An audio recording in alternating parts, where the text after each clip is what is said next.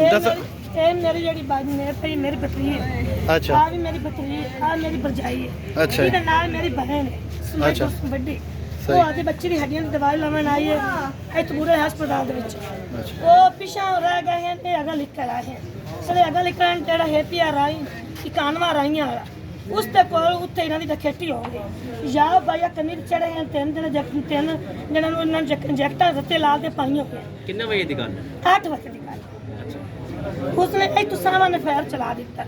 मेरा भाई ने तू 2 किलोमीटर साइकिल चला गया, बच्ची अगू आ यार देखो हाँ बच्ची पिछू आई आ विचार तो मोटरसाइकिल तू डिग्गा हेट जा पिया। इस मेरी बाजी आई पई इस पैर पर किसी भाई है वो तू एंबुलेंस तू बंदे ने जिवें जुड़े उन्हें लै दी है। मोड़ो इतने आई 2 बोतल में तू पर्ची बनी उन्हें बुरे साहिवाल पहुँचाया। साहिवाल मगर असी सारिया मां पहुँच गए। सारी रात असी उसनों दवानी 2 बजे तक असी खून शून लवाए रखे।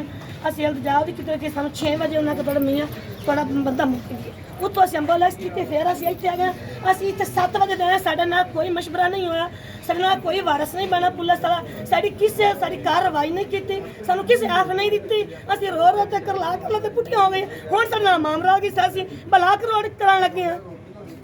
5 बच्चों का प्यो घर पुत्र नहीं जम्मा। वेण कसूरा वेण गुनाह हालात कर ला बाइक हाफिज आले में